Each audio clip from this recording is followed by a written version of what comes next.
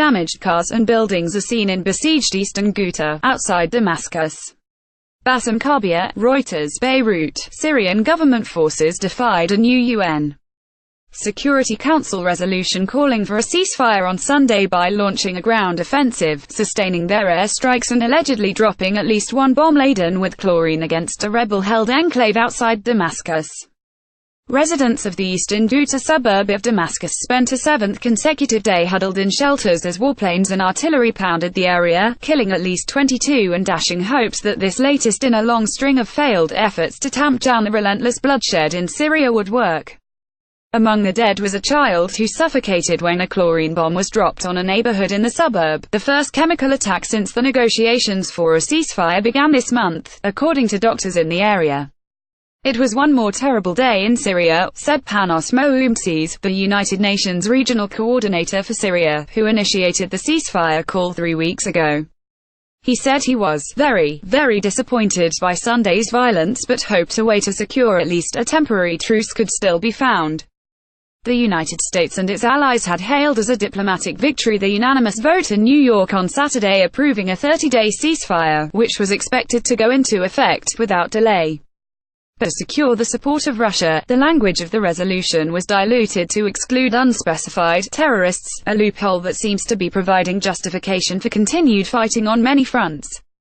The Syrian government routinely describes all of its opponents as terrorists, even though only a small number of the armed groups fighting in Syria are designated as terrorists by the international community.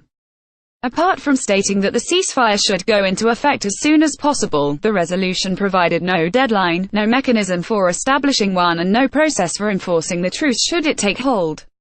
A top Iranian military official said that Iran and Syria would abide by the ceasefire resolution, but that the suburbs of Damascus would not be included because they are under terrorists' control. Iran is one of President Bashar al-Assad's closest allies and has provided much of the military support that has helped him prevail over the rebellion. The cleansing operation will continue in those areas, said Maj. General Mohammad Hossein Bagheri, Chief of Staff of the Iranian Armed Forces, according to Iran's Tasnim news agency. Turkey also said it would continue its offensive in the northern Syrian enclave of Afrin, where a separate battle is taking place. Afrin is controlled by a Kurdish group affiliated with the Kurdistan Workers' Party, designated a terrorist organization by the United States and the United Nations, as well as by Turkey. The Turkish armed forces will remain resolute in fighting against the terrorist organizations that threaten the territorial integrity and political unity of Syria, Turkish Foreign Ministry spokesman Hami Akçay said. But it was the plight of the estimated 350,000 civilians living in the besieged Damascus suburb of Ghouta that drove this latest effort in the United Nations to secure a pause in the fighting. The area has been surrounded by government forces for the past 5 years, leaving many residents not only under assault, but also short of food and medical supplies. One of the main goals of the ceasefire, Moumtzis said, is to facilitate the delivery of much-needed food and medicine, available in warehouses nearby and poised for delivery the moment the government gives permission. Instead, as the negotiations for a ceasefire got underway, the violence only intensified.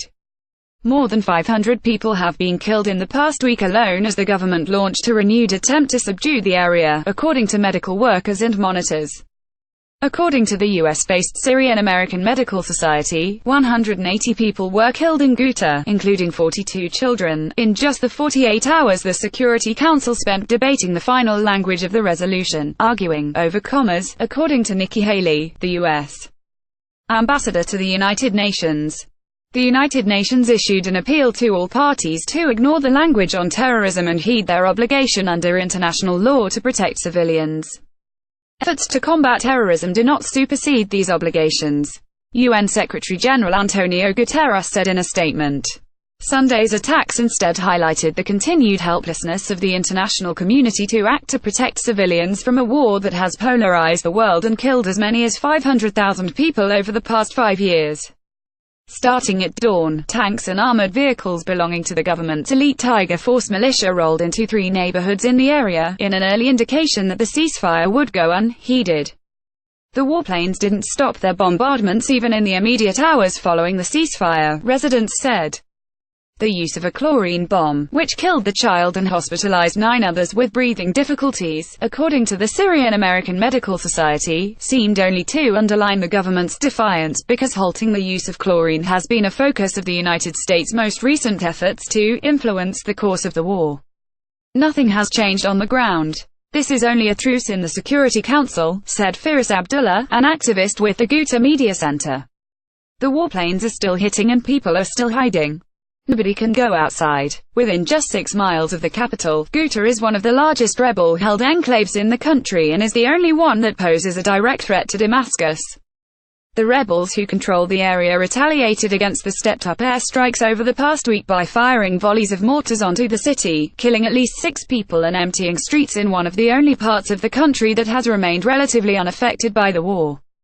In the absence of an international consensus on ways to secure a wider settlement to the conflict, there are few reasons to believe that Assad will halt an offensive against an area considered vital to consolidating his hold on power, said Charles Lister of the Middle East Institute in Washington. The Assad regime can literally taste strategic victory in its capital Damascus, and given that reality, it's sadly very difficult to imagine any ceasefire in Eastern Ghouta holding for very long, he said. As far as the pro-regime alliance is concerned, taking back Eastern Ghouta would seal up a de facto strategic victory and end any possible serious threat to regime sustainability.